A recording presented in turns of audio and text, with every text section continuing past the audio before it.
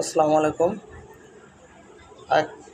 আজকে আমরা একটা ভিডিও দেখব সার্জিস আলমের, যেখানে রাজশাহীতে তার একটা স্লোগান দিয়েছে। চলুন স্লোগানটাকে দেখে আসি।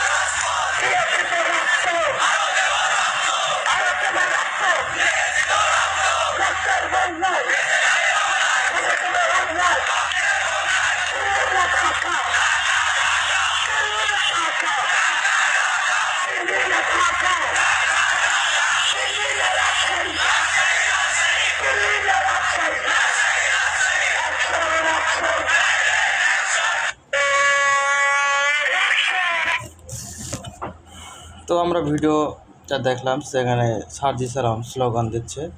অ্যান্ড স্লোগানের মধ্যে সবচেয়ে ভালো স্লোগান দিল্লি না ঢাকা। আসলে আগামী রাজনীতি হবে এটা নিয়ে, কে দিল্লির পক্ষে কে দিল্লির বিপক্ষে।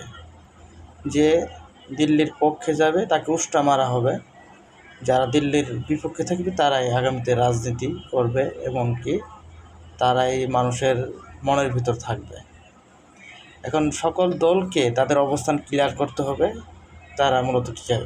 এমনও অনেক নেতা আছে, অনেক দল আছে যারা পার্শ্ববর্তী দেশ বলে, তারা সরাসরি ইন্ডিয়া বলে না, তারা বলে পার্শ্ববর্তী দেশ, পার্শ্ববর্তী দেশের প্রধানমন্ত্রী, এভাবে নাম তারা উল্লেখ করে না।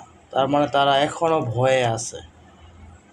কিন্তু এগুলো চলবে না, সরাসরি নাম বলতে হবে, সরাসরি বিরোধিতা করতে হবে। আর আগামী রাজনীতি হবে এটাই, যে দল ভারত বিরোধী আমরা তাকেই ভোট দেব, অন্য কাউকে না। আর যে দল ভারত বিরোধী সেই প্রকৃত দেশপ্রেমিক দল, দেশপ্রেমিক লোক। এটাই পরবর্তী রাজনীতি।